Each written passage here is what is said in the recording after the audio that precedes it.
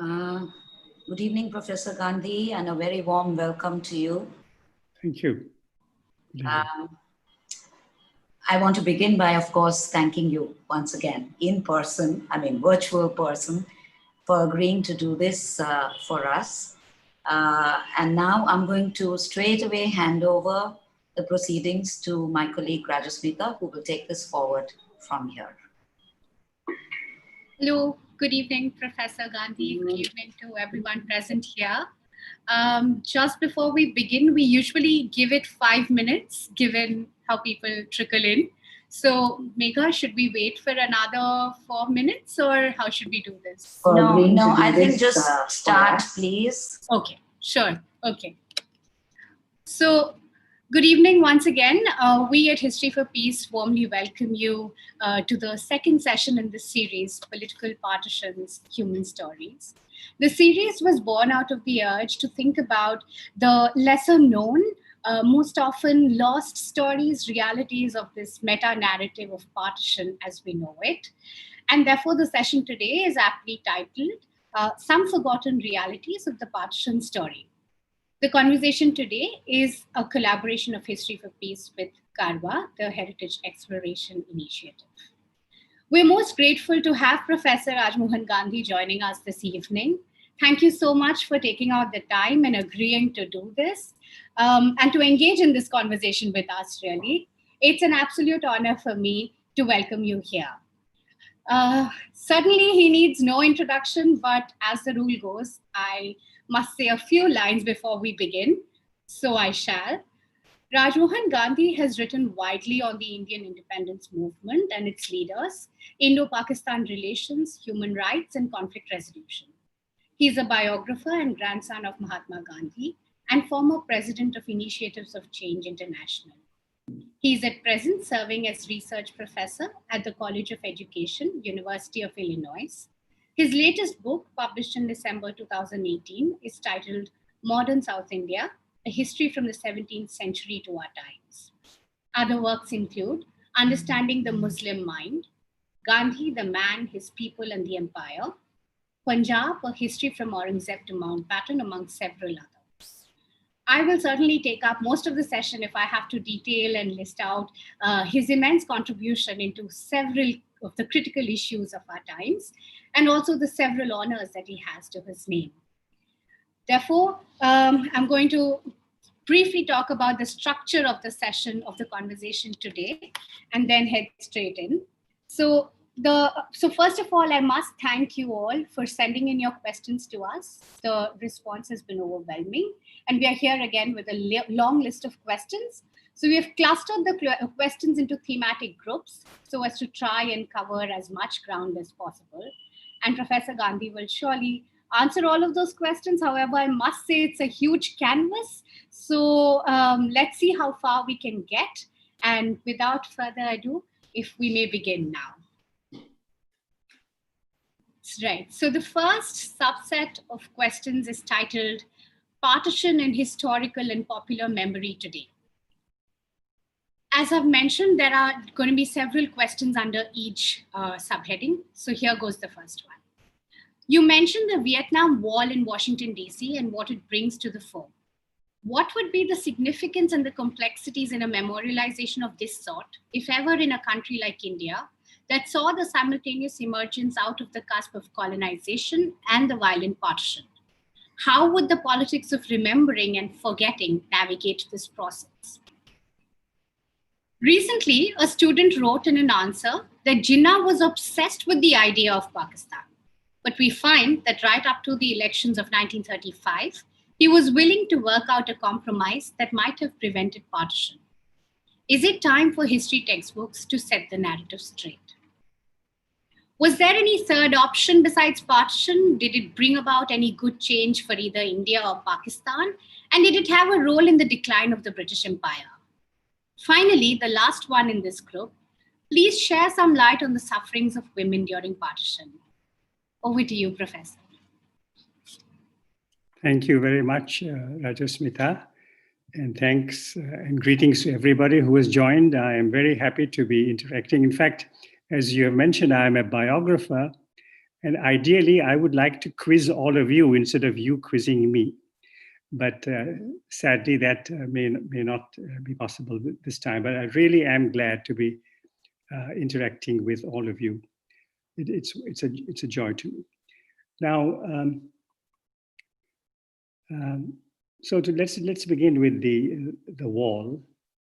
I mentioned the Vietnam Wall, and I mentioned it in the context of the tragic reality that we don't know the names of most of the people who were killed in the 47 partition. And so that really is the primary point or thought in my mind when I speak of the Vietnam Wall here, but there's no record, no recollection. So above all, it is to underline the tragic reality that in India we take killings, removal of life from our midst for granted. And so that was the primary point of referring to the wall. Now, the point that you make of the connection between the end of colonialism and partition, and isn't there a connection between the two? And of course there is. And there's a connection between the end of colonialism, partition, and the carnage. All these things are interrelated. But I think there is always a case for looking at these interconnected things also in their separate places. So the killings that took place, destruction of so many lives, is in itself, by itself, a huge, huge story. And because the scale during the partition killings was so enormous, there is a case to be made for focusing, at least for a while, and in some areas, on the killings. And so the lack of that is something that should be noted.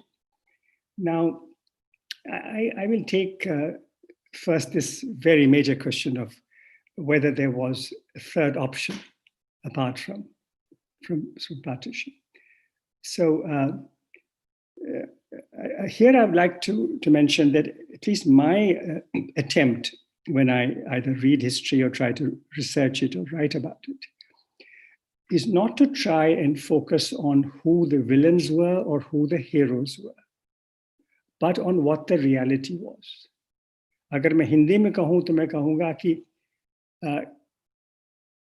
क्या हुआ, कैसे हुआ, क्यों हुआ, what happened, how it happened, why it happened, rather than who were the heroes and who were the villains. So I'm not saying that this should be everyone's approach, but this is my approach to understanding history. I want also for us to recognize, to remember that we try to know the past and we know something about it, but people that we are studying certainly did not know the future. They did not know our times, and we know their times, but they did not know our times. And it's very important to understand what happened then from the context of that time. So what was the reality, say, in the 30s and the 40s before independence came and before partition occurred, before colonialism ended? The reality in India was something like this. A great many people, Indians of all kinds, in various groups and sometimes forming political parties of their own, had different concerns and different goals. Most of them, many of them, wanted independence from colonialism. But there was an important question of what would happen after colonialism ends. Supposing we get independence, what happens thereafter?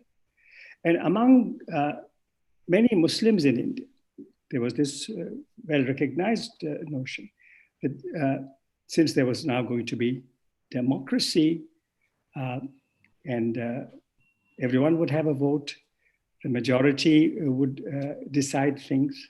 And since the Hindus of India comprise the majority, the Muslims would be in the minority. And since many Hindus believe, I'm now talking of the thought process in the 30s and 40s, and many Hindus believe that many wrongs were committed when Mughal rulers and other Muslim rulers before the Mughals ruled India. And therefore, the many Hindus might want to take some kind of revenge. And therefore, the Muslims might be insecure. And therefore, Muslims would be secure in a democratic majority rule. This was a thought in many minds.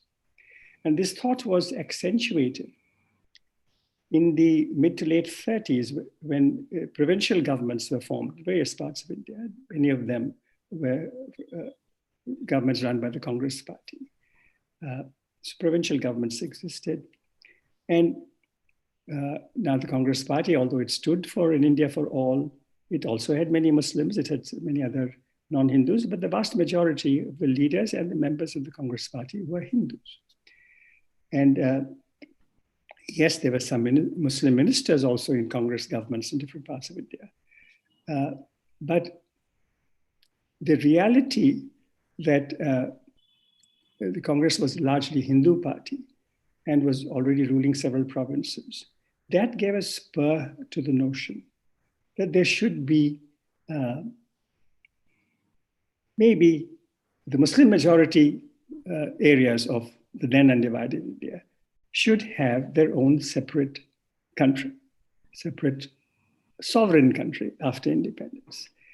And that, so this was the logic behind the Muslim League demand in 1940 for a Muslim majority areas to form a separate country.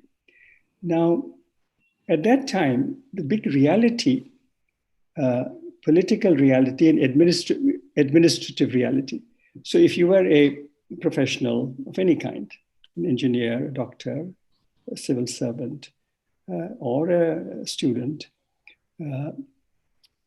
or a politician, the big administrative reality or the political reality was the province. The province. So Punjab was an undivided area that most people now in India have even no imagination or understanding of what undivided Punjab was or what undivided Bengal was. These two have been forgotten. But at that time, that is the reality that people lived with. We are very familiar now with Jharkhand, with Uttarakhand, with Uttar Pradesh. But at that time, Punjab meant this huge Punjab, huge Punjab. So when the idea came that the Muslim majority provinces should form a separate country, which was strongly opposed by many, it was supported by quite a few.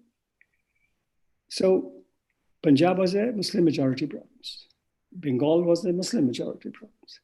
So for many Pakistan, those who were in favor of Pakistan, it was a natural assumption that all of Punjab would go to Pakistan, all of Bengal would go to Pakistan. So this is where, now apart from those who were opposed to partition in principle, that India should remain united, that India was one under the British, and it was one before the British, it should remain one after the British go. So that was a general proposition and argument for opposing the Pakistan proposal. But the others said, if you want Muslim majority areas to come together, then how can Muslim minority West Bengal be part of any Pakistan? How can Muslim minority East Punjab be any part? So this is something to recognize, and which is often forgotten, that whereas many who opposed partition were opposed to the division of India as a whole, many defenders of Pakistan or partition were strongly opposed to the division of Punjab and the division of Bengal. They wanted the entire province. So I give this detailed background to answer this question of what the alternative might have been. So at one very important conference in Shimla in 1946, when the cabinet mission had just come, and they stayed for 3 months in India. You remember, 3 cabinet ministers of the UK spent 3 months in India trying to see if something could be worked out with the Congress, with the Muslim League, with the Sikhs, the Akali Party, and so forth. So at a very interesting meeting in Shimla, Nehru said to Jinnah, if you agree to a union, I will agree to groups. If the Muslim League agrees to be part of the Indian Union, then we in the Congress Party will be willing to have Muslim majority groups within the Indian Union, which would mean that all of Punjab could be part of the Muslim majority area, and all of Bengal also could be part of the Muslim majority area. So this, in summation, was the alternative. A united India, Muslim majority groups within India, which included East Punjab as part of the Muslim majority group and West Bengal as part of the Muslim majority group, and some degree of provincial autonomy within each group. So there would be then three groups within United India. There would be the Western Muslim majority group, there would be the Eastern Muslim majority group, and then there would be the rest of India, which would not have a Muslim majority, which would have a Hindu majority, and above that, a union. So, but this compromise proposal was never pushed by anybody in the end. There was such great mistrust that the Congress leaders and the others, also non-Congress people, but let's understand that in the 30s and 40s, India was very different from today's India. So when we say Congress leaders, they represented the majority of political India. Certainly of the non-Muslim areas. But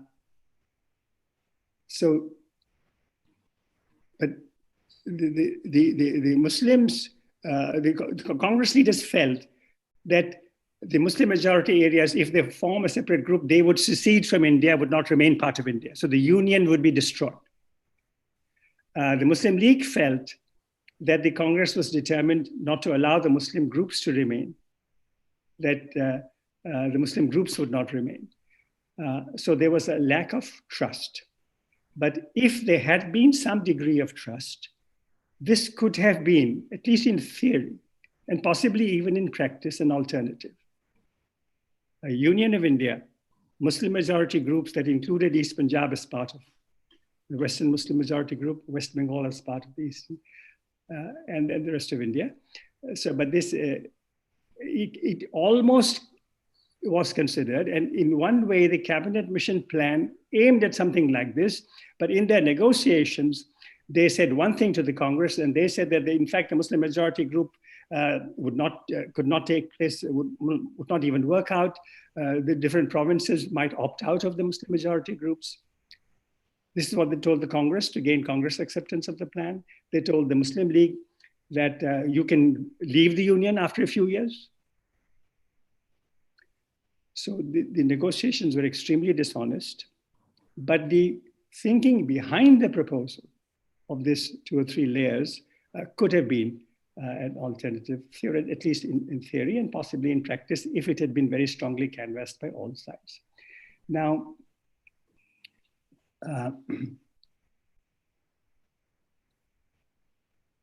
did partition bring about, no, let me go back to Jinnah being always for a compromise.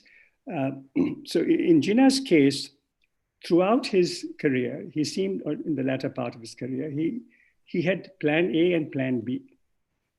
His plan A was some kind of great influence in India as a whole.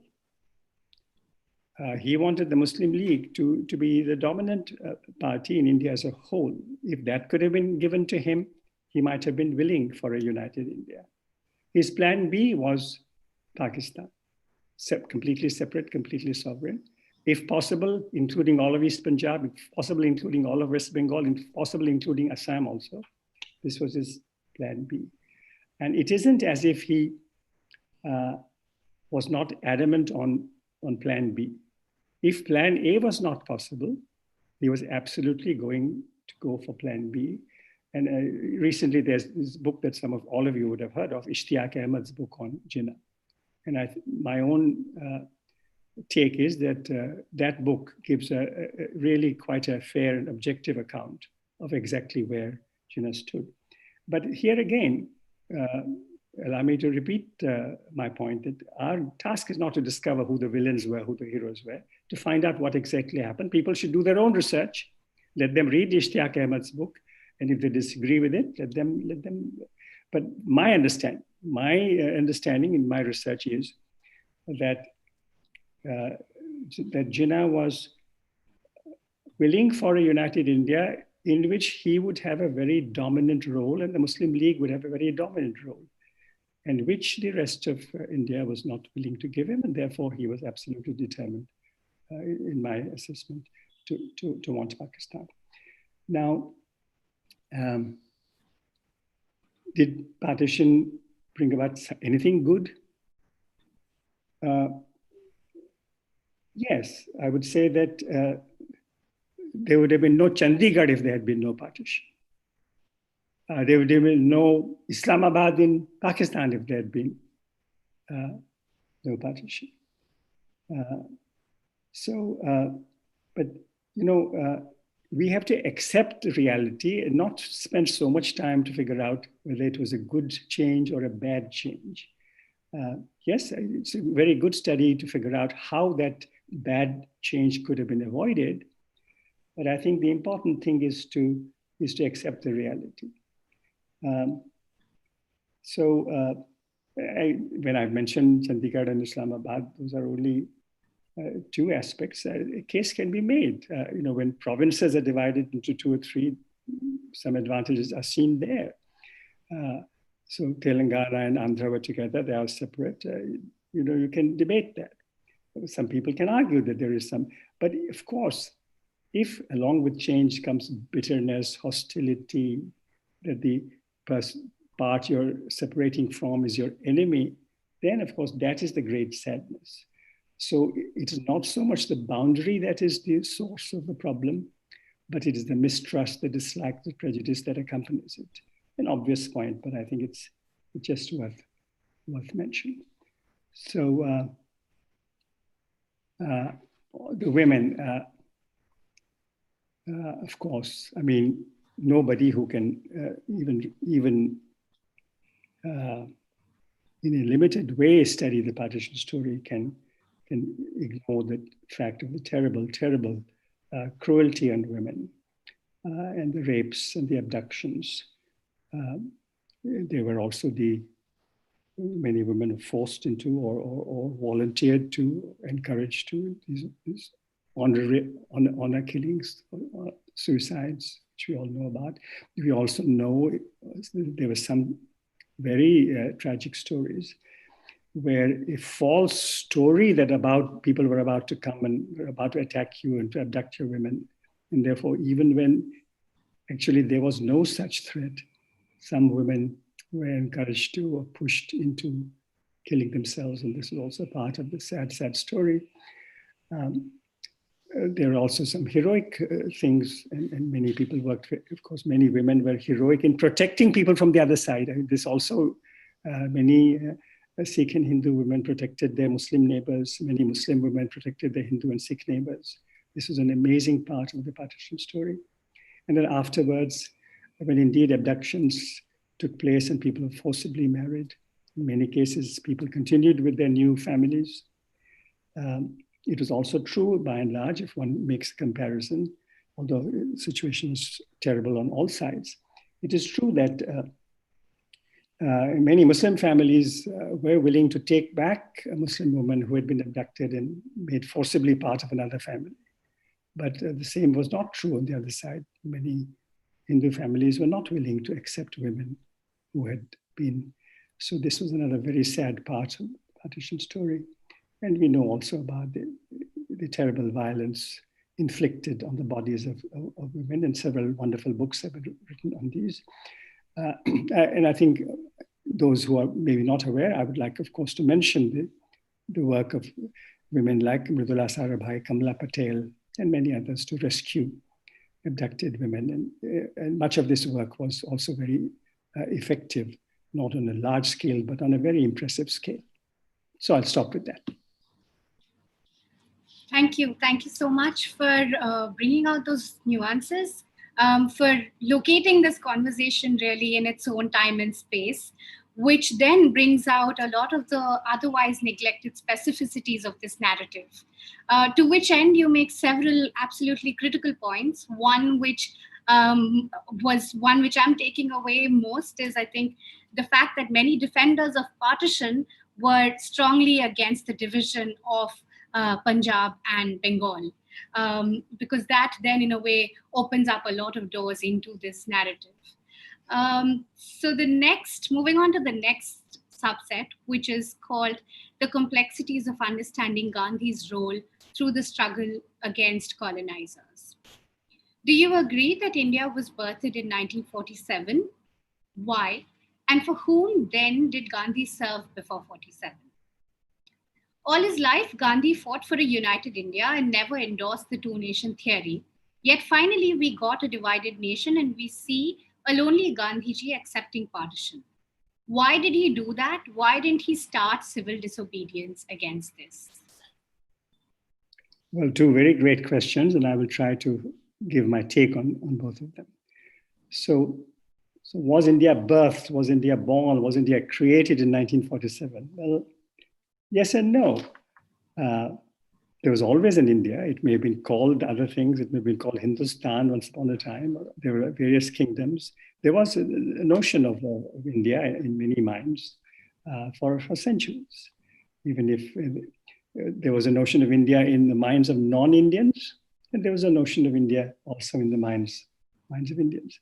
But yes, there was something very distinctive about India that was created in 1947. Because this was for the first time a democratic India. So whether we think of Ashoka's India, the Maurya India, or the Gupta Kingdom India, or of the Sultanate India, or Mughal India, or British India, yes, there might have been notions of India with whatever name was given to it in earlier centuries. But in 1947, for the first time, there was something like a people's India. Neither a native monarch nor a foreign monarch was ruling, and the people had a say. It was a democratic age.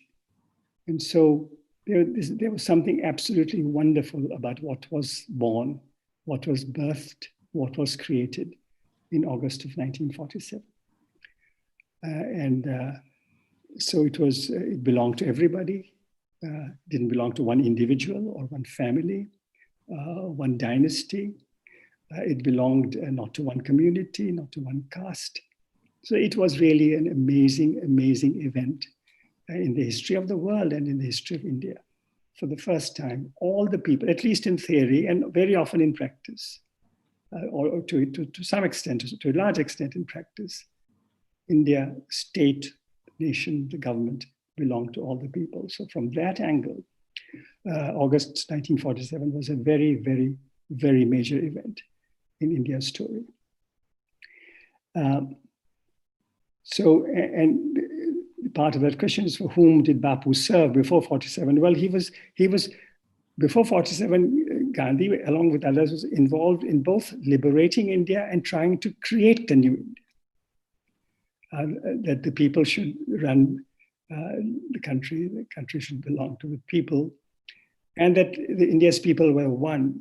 So as we all know, that in India's long story, there have been tensions of all kinds. And certainly during the British rule, although there was administrative unity, there was some kind of political unity because of British rule, but at ground level, there was a good deal of tension between groups of all kinds. There was caste and there was religion, and there was gender, there were other very deep divisions. And Gandhi, while fighting for India's independence, was always also fighting to create the new nation in terms of actual bonds between people. And I think people will say that, yes, he tried, he didn't fully succeed. He himself felt he didn't fully succeed, but certainly he made a very passionate, a very determined attempt, and as did many other people. So, and as I think is well known, that apart from the political independence of India, Hindu-Muslim friendship and abolition of untouchability, some abolition, yes, he didn't directly attack the caste system from the word go, although in his own ashrams and in his own personal life, he very strongly opposed, and he adopted this so-called untouchable family. It became part of the ashram. It was such a radical step that his wife wanted to leave the ashram. At that stage, this was in 1915, very soon, with the weeks of Israel. So in his personal life, he was very radical on caste. But because he needed the caste Hindus also for the independence movement, he didn't attack the caste system directly for a long time, although he attacked untouchability passionately from publicly too. So yes, so not only India's independence, not only Hindu-Muslim unity, but some kind of abolition of the notion of high and low in India. These are all the creation of an Indian nation where Indians bonded with one another was very much part of Gandhi's goal, and was also, if not to the same extent, also the goal of many other people. So that is one thing to understand, that Gandhi was fighting for the Indian people the way he thought best before independence, and of course he continued to do that in some months that he had after independence. Now, the other very important related question. So since he was for a united nation, he was against the two-nation theory, and he had said that partition will only happen after his death, and yet he finally accepted it. Why did he not start a civil disobedience movement against it? It's a great question. Why did he not fast unto death against it? Incidentally, this question was also raised, and Gandhi was confronted with it during his lifetime, in the few months before he was killed. He gave his answer, but I will also try to give my answer. So let's look at all the great movements that there was the Satyagraha against the Rowlatt Act in 1919, nationwide Satyagraha. The first, in a way, the first nationwide movement, north, south, east, west of India. Then soon there was the non-cooperation movement, and then the salt Satyagraha of civil disobedience of 1930. The 42 movement came later, and in between there was the individual civil disobedience movement, also very interesting and remarkable movement, 1940-41. But in all these great movements, while Gandhi often took the lead and often proposed some kind of drastic next move, these were movements with tremendous popular support. It wasn't as if Gandhi imposed his will and kind of inspired the Indian people to go against their wishes. Some of these great movements, yes, they had an inspired leadership, of course, Gandhi and by several others, but it was something that had very strong backing. So what was the situation in 1947? Please, those who read carefully the story of 46, 47, know that a very great event took place early in March of 1947 in West Punjab.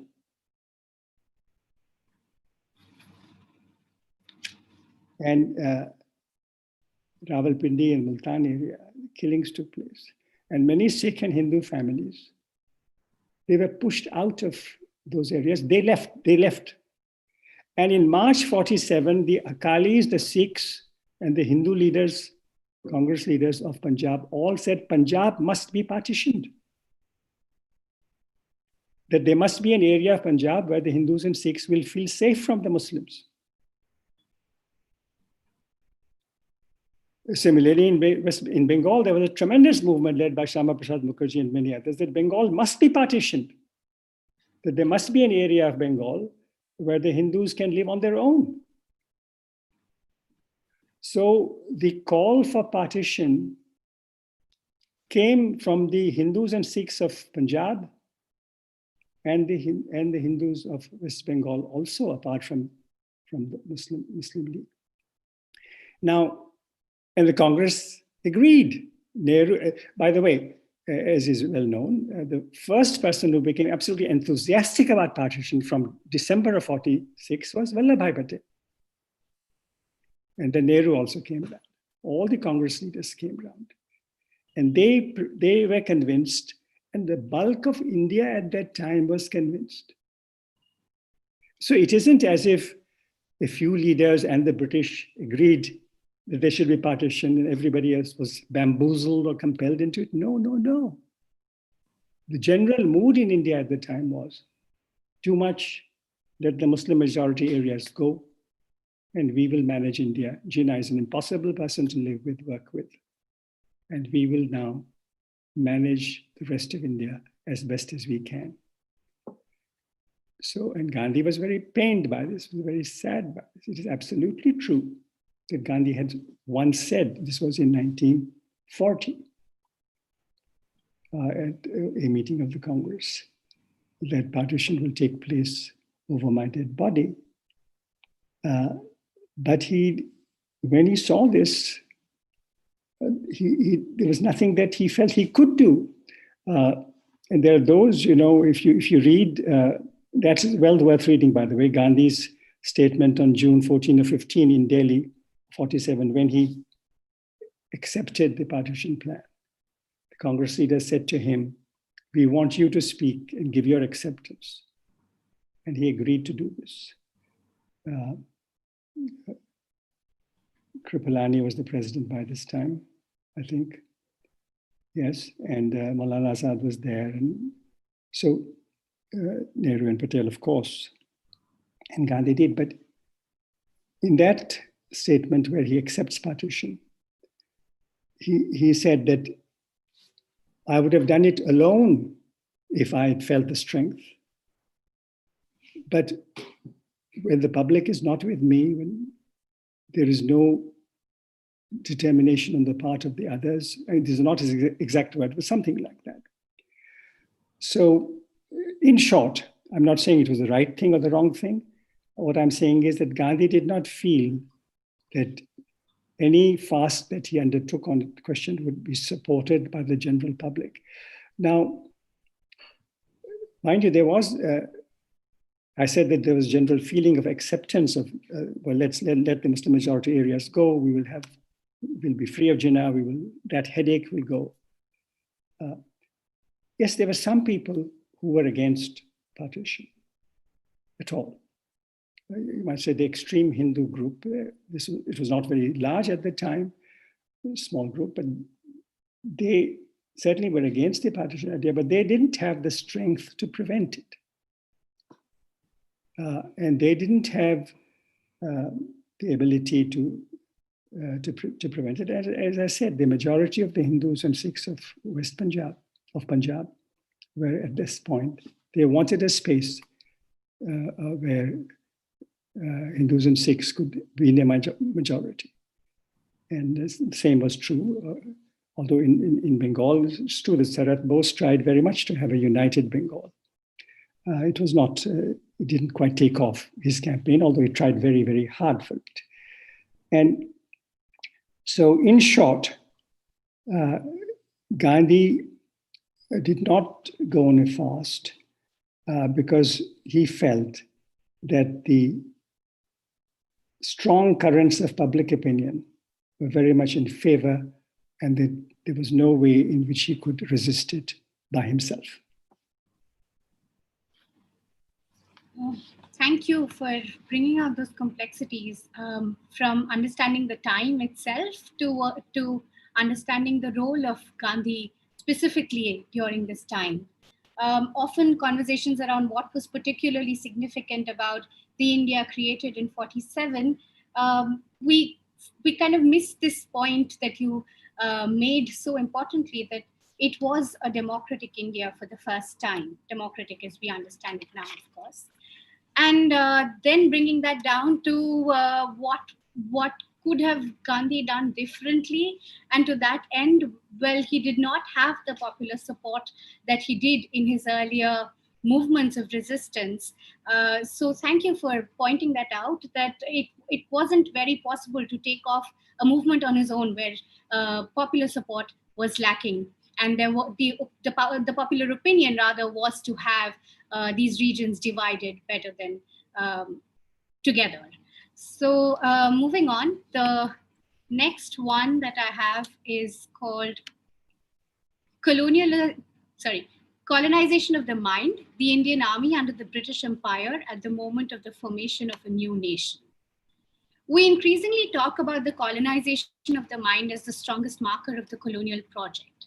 Taking that thought further, how much did the years of training of the Indian soldiers under the British Empire as representatives of the empire in their respective villages, and the prohibition on their mixing across religions in the army, despite having a shared history and shared present, feed into them participating heavily in the carnage in Punjab instead of trying to reduce its impact, if not stop it. If the soldiers had been given a choice as to which country they would join, how different would Indo-Pakistan border relations have been then and now? Thank you for these important questions. Yes, and it is something that is now increasingly recognized that in the killings of 1947, the demobilized soldiers also played a part. The Muslim soldiers, Sikh soldiers, Hindu soldiers, and as is well known, Punjab was always contributing a very large share to the armies of the British. And it was true in the First World War, Second World War. And so the war ended, 45 soldiers were demobilized. And so a large number of demobilized soldiers, and some of them perhaps even with some guns or weapons, which they had taken with them home from the army, that they were in a position to use these weapons and their training and their abilities in some kind of forceful or violent action. And it is also true, it's also recognized that many of the active leaders of the killings in 47 on both sides, were also, some of them were from the INA. Some of Netaji Subhash Bose's Indian National Army also took part in the killings. And even in the move into Kashmir in October of 47, some leadership was given by some former figures in the Indian National Army. So both the soldiers, of course, they were the majority who had joined the British Army, and then those who, Indian National Army also, after the war ended, they all, instead of remaining Indian soldiers, they became either Muslim soldiers or Hindu soldiers or Sikh soldiers. This is the very, very great reality and tragedy in story. And this has had much to do with the successful British policy in Punjab. Over the decades, yes, the British recruited a good chunk or even the bulk of the army from Punjab, but they managed to keep this army absolutely divided on religious lines. And so you had Sikh soldiers and leaders of the Sikh community establishing or being susceptible to the creation of a new special relationship between the British and the Sikhs.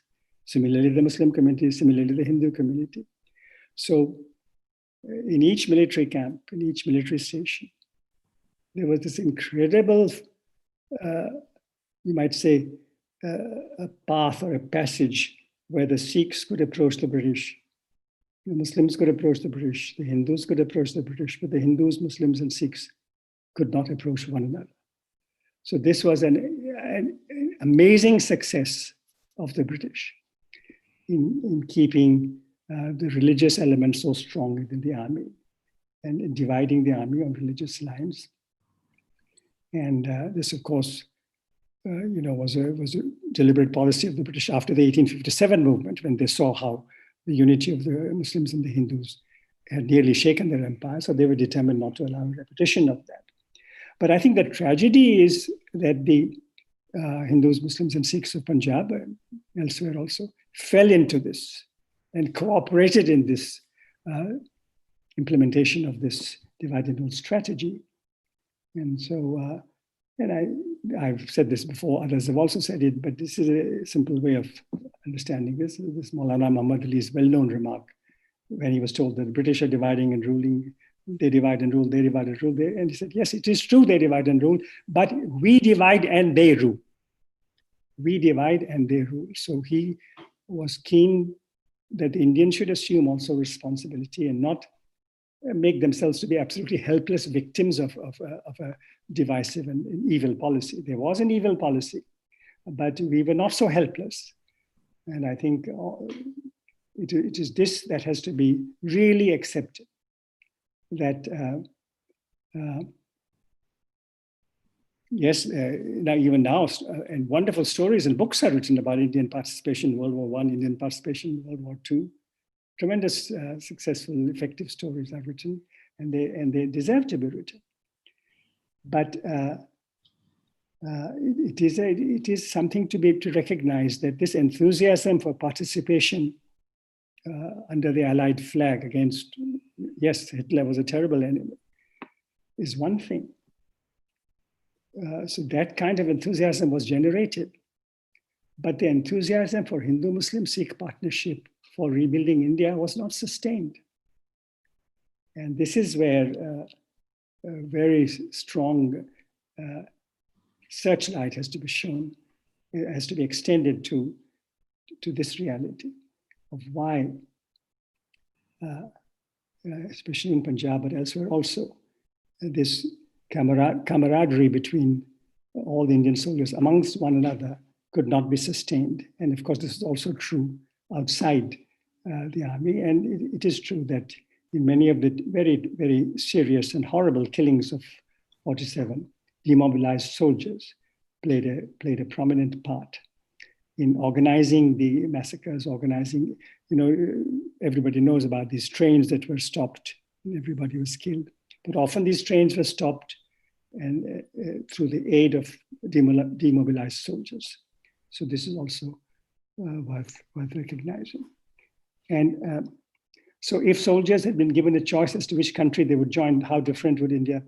Yes, it's very important to recognize that at some stage during the negotiation, just before partition, shortly before partition, it was agreed that the Muslim soldiers would go to Pakistan, non-Muslim soldiers, apart from, it was not. So basically there was some kind of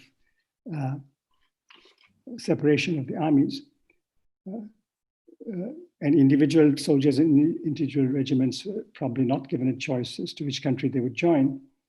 But I don't know whether in that atmosphere of 47, yes, eventually, as people know, there were a great many Muslim soldiers in the Indian army. Even in the Kashmir fight, outstanding Muslim soldiers took part on the Indian side also.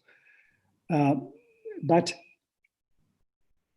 looking at it realistically, it's not clear that if soldiers, if the British and the Indians, the Muslim League, the Congress, everybody had all agreed that soldiers would have a completely free choice as to which country that they would join, I don't know whether at that stage it was really realistic to think that Sikh and Hindu soldiers of Punjab would have joined the Pakistani army in large numbers, or that Muslim soldiers from West Punjab would have joined the Indian army in large numbers. In the atmosphere of 1947, I don't think that would have been a realistic result in that climate of 1947.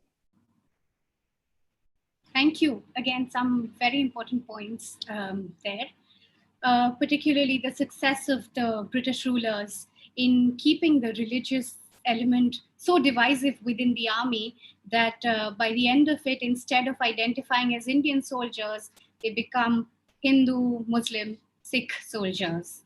So the next group is titled Revisiting Some Critical Junctures in the Making of the Historical Moment that Independence Along with Partition Was. You've said that the period between 1919 and 1922 was that of communal harmony in the Punjab. Yet at this time, the rest of the country was witnessing increasing communalization in the stepped up activities of the Hindu Mahasabha in the north and the Mopla rebellion in the south. Your comments, please.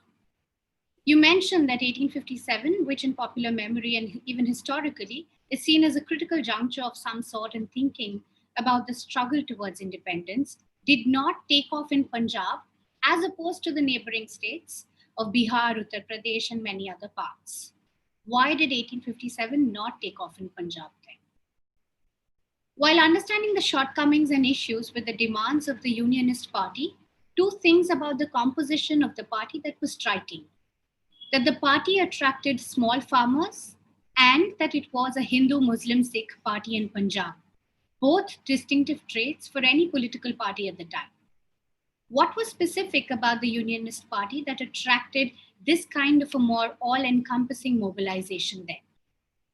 And finally, the last one in this subset. In Punjab, shouldn't Gurdaspur have been given to Pakistan as it was a Muslim majority? Was it only kept back to give company to Amritsar on the western side of the Satluj River? On that note, shouldn't Firozpur have been given to Pakistan, considering that it was in the same position as Amritsar was in, except on the other side of the river? Thank you. So 1919, 1922, that I had said period, that 3-year period saw some communal harmony in Punjab. Yet at this time, there was increasing communalization in activities of the Hindu Mahasabha in the north and the Mopla rebellion in the south, my comments. So I'm not sure if I have quite strongly said that those 3 years saw a great deal of communal harmony across Punjab. What those 3 years did see was amazing partnership between Muslim, Hindu, and Sikh leaders all across Punjab. It was an incredible period in much of India, but especially in Punjab. And Lala Lajpat Rai afterwards became, you might say, an important Hindu leader, very important, but did speak of that period himself many years later as an amazing period of partnership. And he recalled also that Hindu leaders had been invited to mosques to speak in that period in Lahore, in Badshahi Mosque. So there was something absolutely amazing about that period. And it's also true that that period saw communalization in other parts of India. And there was the Mopla rebellion in the Malabar part. Malabar then was now part of the state of Kerala. It was then part of Madras Presidency. It was not part of Kerala state. It was directly ruled by the British. There was Travancore, there was Cochin.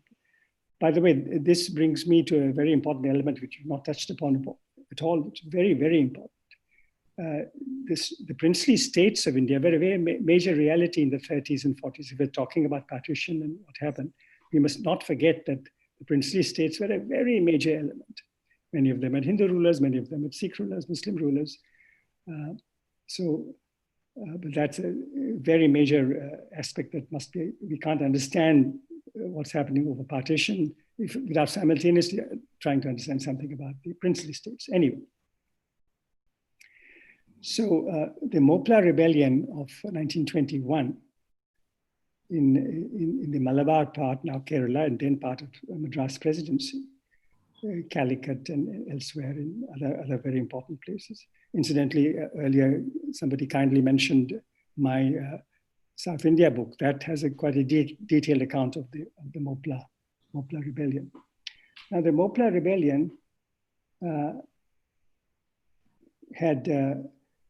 was against landlords, it was against the British, it was against, in some cases, against the Hindus also. And there was a good deal of violence in it, and there was a good deal of violence also in the way it was suppressed by the British. It did take place, it affected the nationwide movement.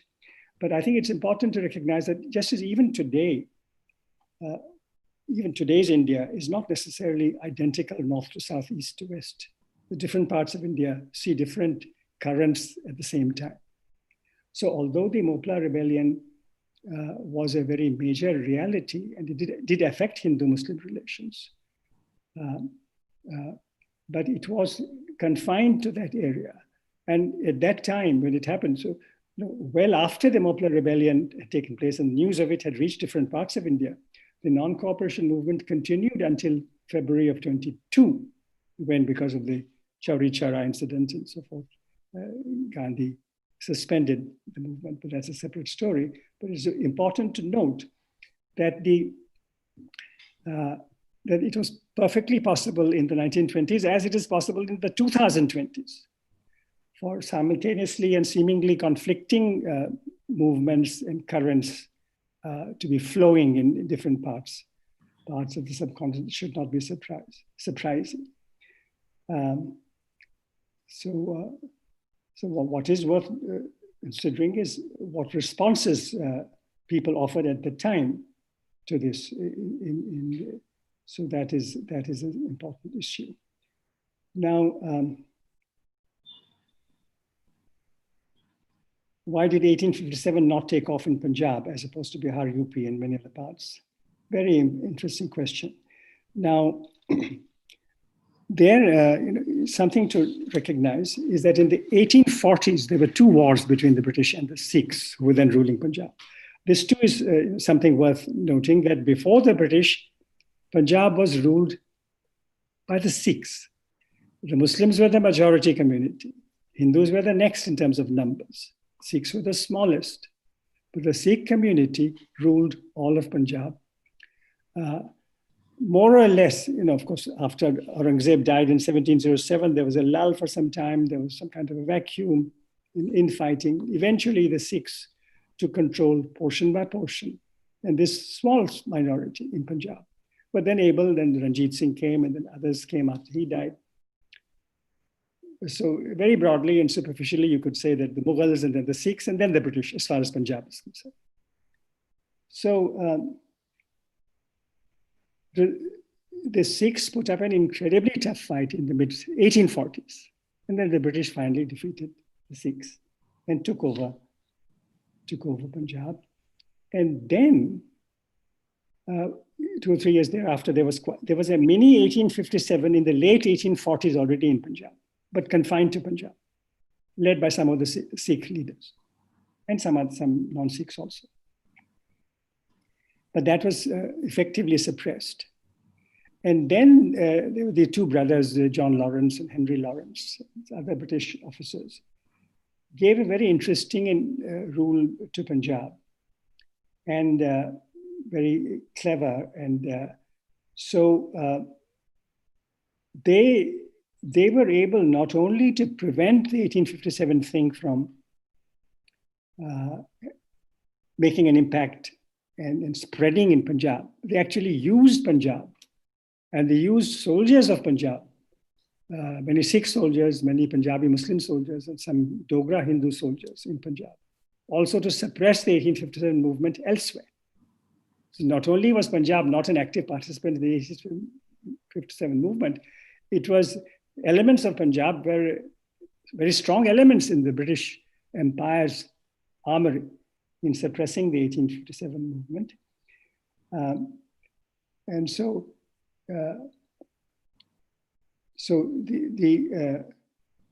the British administrators, the provincial British administrators in Punjab, were more effective in anticipating and suppressing a potential 1857 movement. And then, as is well known, from Delhi, this telegraph message went to Punjab about the 1857 rising. And then the British mobilized all their resources and used Punjab as a base to successfully suppress the 1857 movement. One other thing to bear in mind, of course, is that at least the titular leader of the 1857 movement eventually was Bahadur Shah Zafar, the Mughal ruler. Now, the Mughal ruler did not enjoy this prestige in Punjab as he did in Delhi, UP, elsewhere.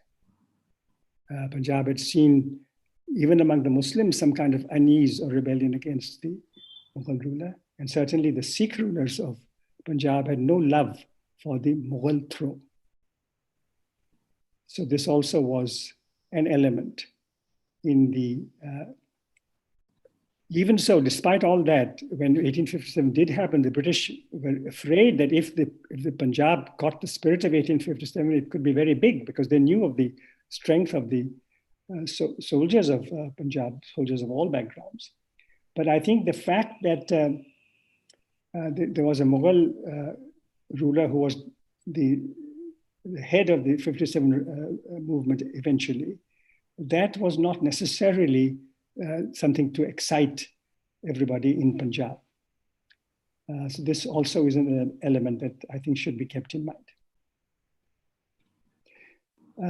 Unionist Party. It is true that the Unionist Party was a Hindu-Muslim Sikh party. the Hindu element was the least significant. The Muslim element was strong, the Sikh element was strong, the Hindu element was a little less strong, but there was also a Hindu element.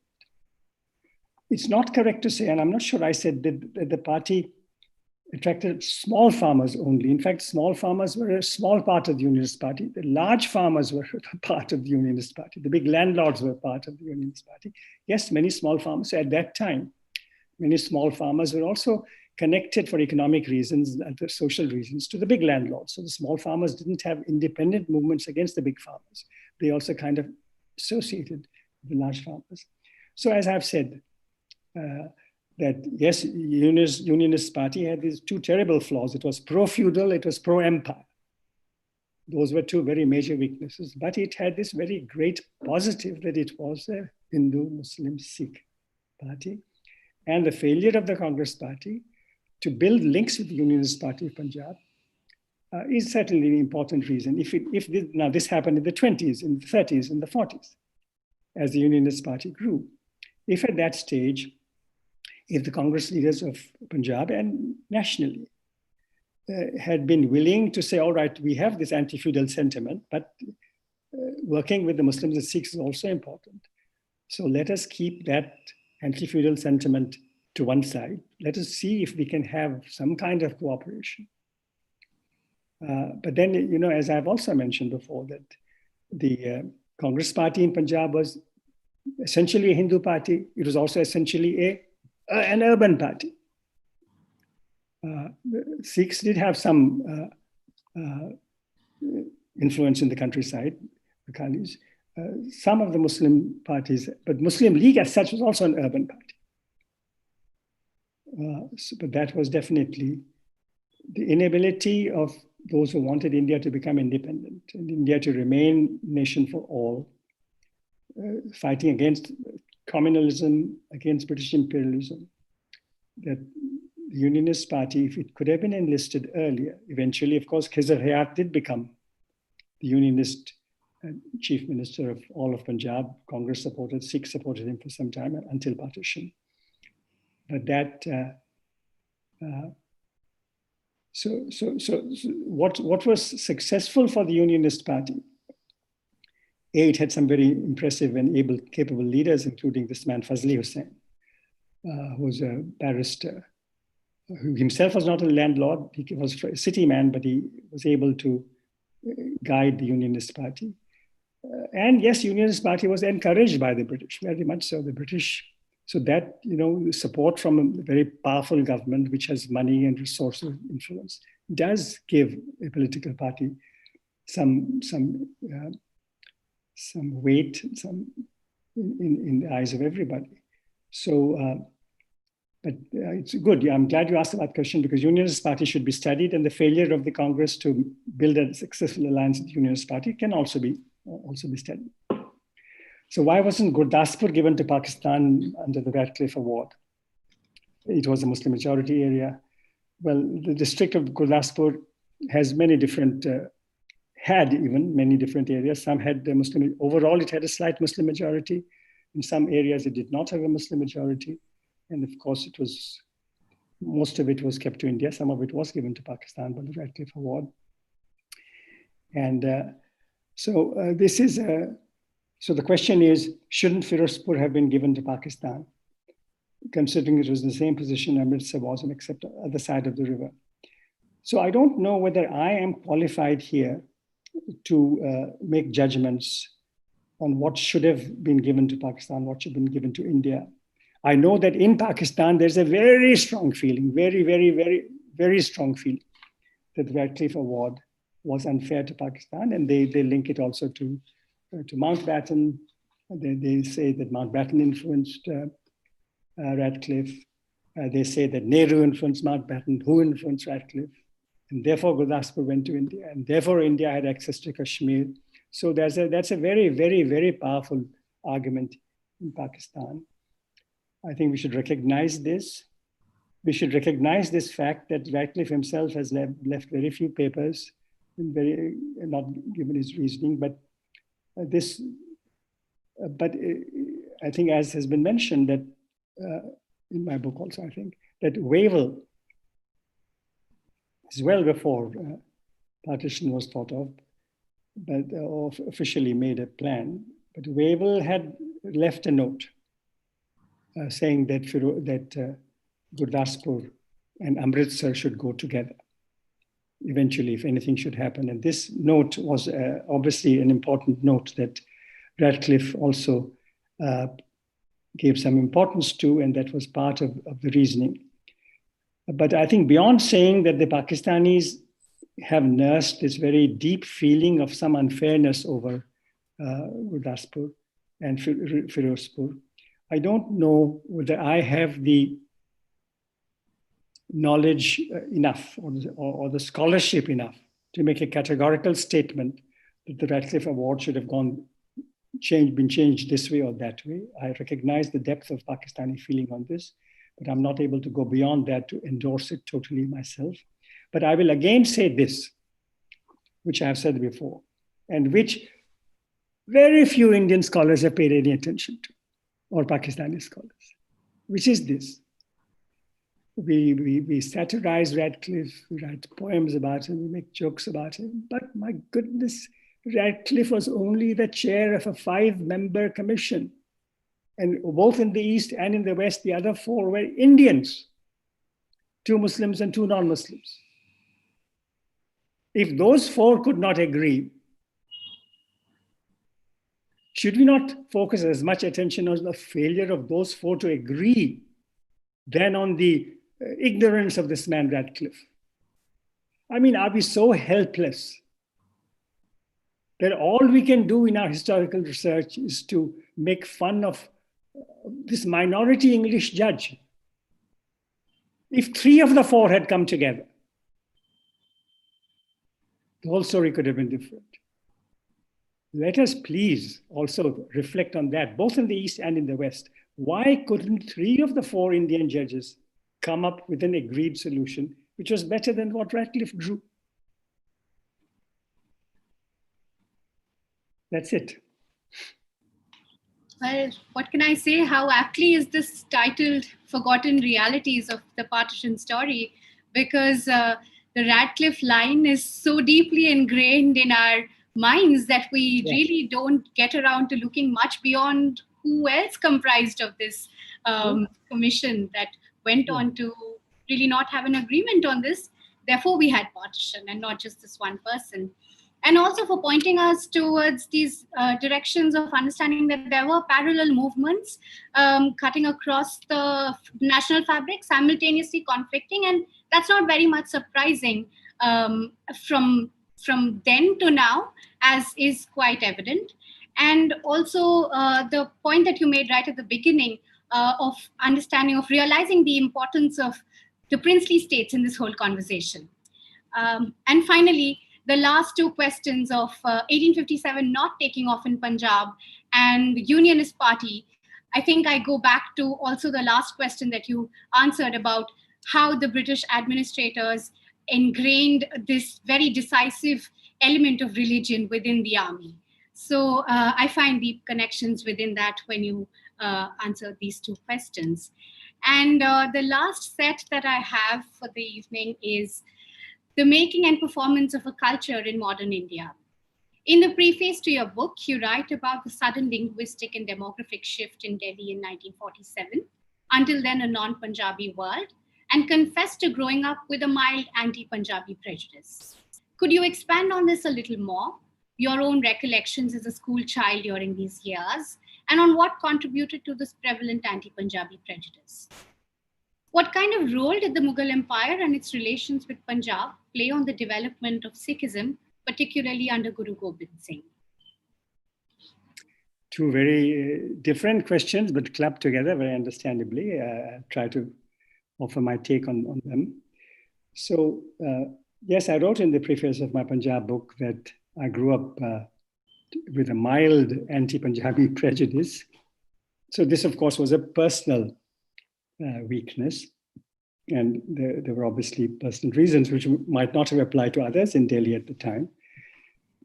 It had much to do with the school where I was studying. And so this school, I think it had one vice principal who probably was a Punjabi. This is before 47, before partition came. Mr. Rajpal was his name. He was a very good man. I think he was a Punjabi, but I'm not sure. But apart from him, all the other teachers were non-Punjabis, and some of them were Bengalis. This school in New Delhi had a very large Bengali influence. It also had Sikh influence, and it had Jain influence. The teachers were, many of them were Mathur teachers,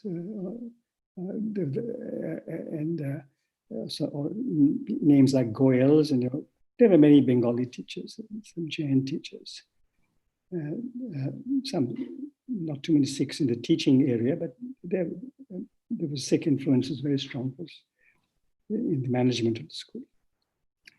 But it was somehow, this mild children, 10, 11, 12, 8, 9, 12, 13, you hear kind of remarks about accents and pronunciations and how Hindi is spoken. And the purists of Hindi pronunciation would imitate and make fun of what they thought was Punjabi pronunciation.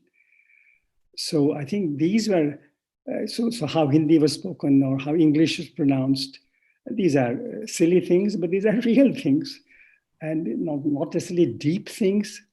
They don't make you lifelong dislikers of particular groups, but they had entered my mind. So it is true. So when suddenly in August 47, many Punjabi Hindu and Sikh teachers came, and many Punjabi and Hindu students came and joined the school. Some Muslim students left the school, some Muslim teachers left the school. And the name of the house was Akbar House. The Akbar House then became Shivaji House overnight. So, and then I encountered so many Punjabis, both as students and as teachers, and I found how wonderful these people. And I realized how silly my bias was. But I think this was the background of my bias and the background of how it was eventually kind of, I got free of it, thank God. So what kind of role did the Mughal Empire and its relations with Punjab play on the development of Sikhism, particularly under Guru Gobind Singh? This is a very major question. So let me try and reflect upon it. First of all, let us realize that not necessarily with Guru Nanak, but later on, eventually, with many of the great Sikh gurus, not only was there a religious mobilization, but there was some kind of gathering which could be seen or understood or misunderstood as a political mobilization. So a new faith was growing, but it was also emerging as a new political center. So the Mughal emperors saw this emergence of Sikhism not just as a religious kind of challenge, but as a political challenge also. So this is something I think to recognize when we understand the relationship between the Mughal Empire and the Sikh community, the Sikh leaders, and Punjab as a whole, and under Guru Gobind Singh. So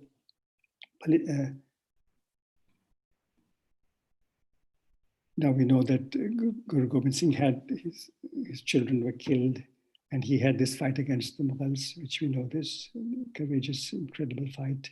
And then he was himself killed. And thereafter, also many developments took place.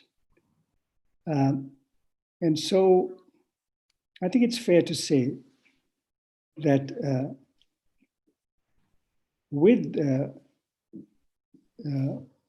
so Punjab then saw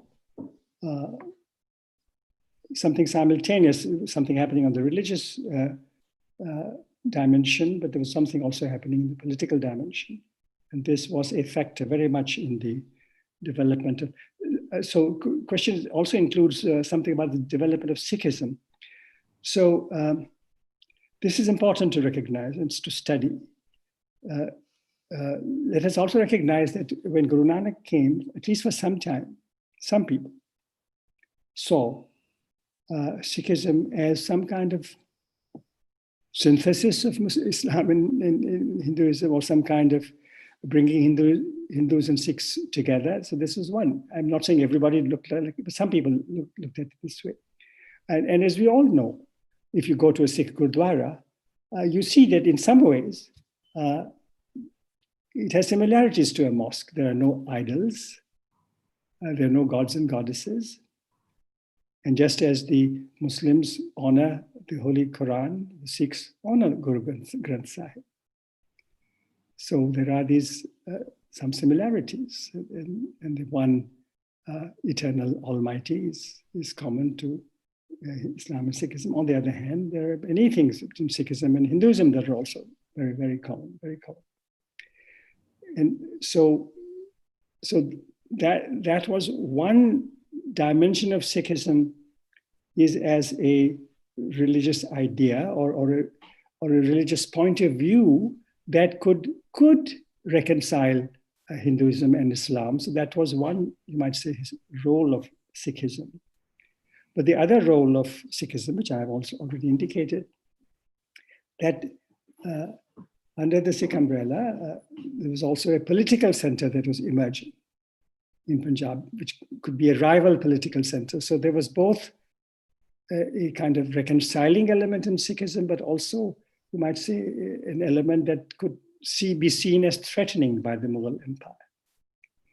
So these are two things that these are all very delicate and important issues. And, you know, on the one hand, they indicate the possibility of Hindus, Muslims, Sikhs all coming together and developing not only just tolerance, but some kind of identifying even the commonality in their religious thinking. So there is a great reconciling dimension to this, but there's also this history of conflict, of brutal conflict, of torture, killings, of rebellion. So this is something very important for us to recognize, that sometimes wonderfully hope-giving things then begin to acquire another dimension, and sometimes a negative dimension. But it also means that there is great hope for the future too, if we can pick out the reconciling strands in various currents and build on those. So I'll stop with that. Thank you so much for answering all of those questions in so much detail. And with that, we come to the end of our list of questions. Again, there are a lot of critical reflections to take away from there. But without me spending more time, if I may now invite a special guest who's here with us, who's joining us this evening, Arvind Narayan. He's a lawyer. A little bit about him before I can invite him to join Professor Gandhi in conversation over the next couple of minutes. Mr. Arvind Narayan is a lawyer and writer based in Bangalore. He's a founder member of the Alternative Law Forum, a space devoted to human rights research and practice. He's the co-editor of Law Like Love, Queer Perspectives on Law, and co-author of Breathing Life into the Constitution and the Preamble, A Brief Introduction. He was also part of the team of lawyers challenging Section 377 on the Indian Penal Code, right from the High Court in 2009 to the Supreme Court in 2018. We welcome you, sir. Thank you, Rajyasree, and thank you, Megha, for this really very kind introduction, and for this really great honor to really speak to Professor Gandhi, who I have been a great fan of in terms of reading his books and learning a lot from them. And in particular, his biography on Gandhi Mohandas is really one of my favorite books. And if anybody's not read it, I really urge you to go back and read it again. And I think I'll just take up from where Professor Gandhi left off. in terms of he stopped by talking about the question of hope. And in a sense, I think we come from very different disciplinary backgrounds, obviously. And I think what unites all of us, my senses, in this particular gathering, is we're all interested in the role that history can play in terms of imagining or going towards the future. Professor Gandhi was very clear that we don't go to history in terms of counterfactuals, say what could have happened, but what are the lessons we can pick up from history. And in that dimension, I thought the talk was a very, very educative and moving and immersive experience, really. And I want to pick up a couple of points which Professor Gandhi made and maybe just speak a little bit about it. Firstly, the point he made about the question of memorialization, and which he did address. And I thought the one dimension which I really thought was very powerful was his invocation of the memory of those who fought against partition, or those who preserved their humanity in the midst of the inhumanity that was partition. So when we talk about a memorial, what I think we really, really miss is really the stories of humanity, for people who stood with each other and then joined in the bloodshed and the violence at that moment in time. Why I mentioned this is important is it reminds me again of Milan Kundera's really beautiful statement when he says that the struggle of man against power is the struggle of memory against forgetting. So really, it's these stories which we can see as holding a path, in a sense, to a future. So I think we need to recuperate and recover these stories and tell them again to remind us that there are other futures which are possible. I'll give you one contemporary example. Is we all know about the recent judgment of the CBI court acquitting all the accused in the Babri Masjid case. And I was just thinking back upon it and going back to Gujarat. At the height of after the pogroms, there was a very marvelous judgment given in the context of Naroda Patia massacre which happened, where a judge called Jyotsna Yagnik delivered a judgment convicting several of the accused, including Mayaben Kodnani at that moment in time. Why I mentioned that is again in our contemporary anger and in a sense a contemporary sense of frustration, we often forget that there are good people who stand up sometimes in the most difficult times. And again, if you go back to someone like Hannah Arendt and her work on Eichmann in Jerusalem, her point again is this, that even in most difficult times, you can convert most people into ideologues, most people into hate, into instruments of hate. But there'll always be people who will stand by and say, this is not something we stand by. This is not something we're part of. And that I think Professor Gandhi's work really reminds us very, very powerfully about. The second point I want to pick up on is his very powerful invocation of Jallianwala Bagh. And again, the report we went back to in that context, in terms of the way he explained it, was actually a report authored by Mahatma Gandhi on the Jallianwala Bagh massacre. We go back to it again because again it's a question of history. Because if you look at the history of fact-finding in this country, I mean, in my own personal opinion, is that there's no better report which has been authored on any human rights fact-finding issue than the report authored by Gandhi on the Jallianwala Bagh massacre. And why I say this is because it does two things. Firstly, it has particularly the sense of history. It says Jallianwala Bagh is not the result of a one-off bad apple, as it were, called General Dyer, but is the result of a culmination of British colonial policy. So in a sense, his lecture again is an invocation for us to trace the history when contemporary events. So that's a question again we can go back to in terms of each of the events we see today. Can we view it within the broader or the larger lens of history itself? And third quick point I want to make is when he invoked the question of the Rowlatt Act agitation and the importance of that agitation, again, we know the importance of that agitation. Because if you look at the text of the Rowlatt Act, what is the fundamental problem with the Rowlatt Act? It was an act which legislated and allowed for pre-trial detention. We have a law in place today called the UAPA, which is allowing for pre-trial detention. And it's precisely in its details, it is the same as the then Rowlatt Act, the UAPA today. So the simple point one has to make is we have to view Mahatma Gandhi as not just an exemplar of a range of things, but also as an exemplar of the issue of political freedom. And that's why it becomes very, very important from a contemporary point of view or a contemporary context. And as Professor Gandhi made the point, he said that was a psychological watershed in the history of modern India. The fact that we began a protest against a law which took away the liberties of individuals. Again, we need to go back to that history of the freedom movement if we're thinking of what the contemporary era is and what the contemporary struggle should really be about. I had one more point I wanted to make, but I seem to be the last point I'll make and end with this is the invocation again of Professor Gandhi of the idea that we go back to history sometimes to see what we could have done differently, and we learn from that in terms of what we do today.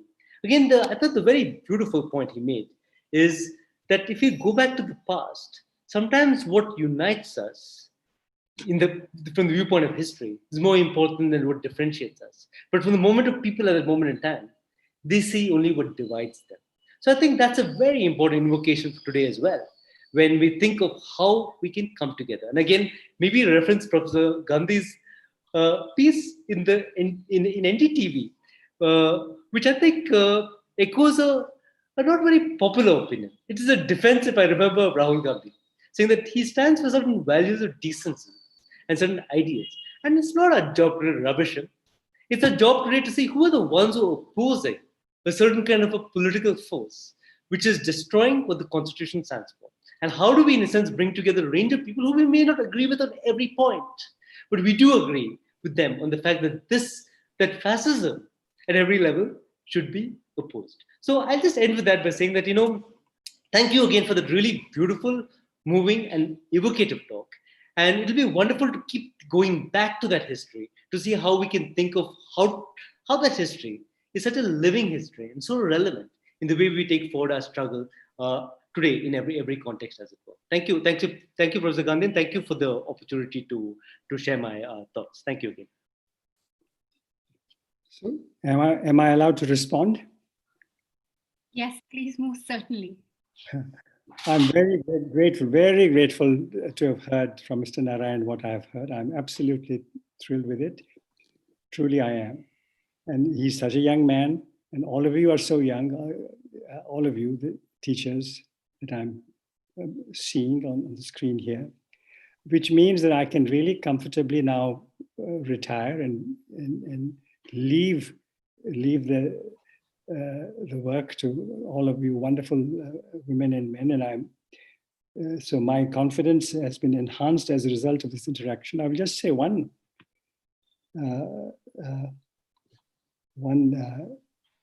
what was it I was going to say? Yes, the point that Mr. Narayan made about those during the riots who protected the others, that they have to be memorialized. The Hindus and Sikhs who saved Muslims, the Muslims who saved Hindus and Sikhs should be remembered. That is a very important, and I think taking that to today's situation, we are unhappy about so many things that happen. But we all know, we read about or we come across, even in our conversations, even during COVID time, we meet some people, we converse with, and we hear of some wonderful stories of courage, of friendship, of assistance to the needy, to the vulnerable, to the persecuted community. So if we can share these stories, preserve these stories, make something of these stories, draw confidence from these stories, each one of these gestures of kindness, of protection, of speaking out, of fighting for the rights of the deprived or the persecuted. Let us treasure, preserve, write, celebrate, share, underline, turn into stories, turn into songs and poems, these wonderful gestures of humanity. And what is happening in the world as a whole, yes, gives us great anxiety and great cause for pain even, and unhappiness. But in the midst of all this, there is hope, there is initiative, there is ingenuity. Thank you for sending me away from this interaction with more confidence than I had before. Thank you, Professor Gandhi. I count on you a lot. Well, at this point, it is my job to say if we could draw this conversation, this absolutely enlightening conversation, to a close. Thank you, Professor Gandhi, for bringing out all those nuances, all those complexities, engaging in this conversation, and really fleshing out this, as I said earlier, meta-narrative of partition, and suggesting that we don't box our reading of partition into this one linear, conventional trajectory that has its preconceived biases. Instead, try to look within and look beyond, and continue to look within and look beyond as we read this historic moment that partition was. So thank you so much. I, on behalf of History for Peace, we're very grateful to you for engaging with us in this conversation. And might I add, it's been an absolute pleasure and privilege for me to be in conversation with you this evening. And on that note, just to inform all of you all who are here today that tomorrow we're doing the third session of the series, which is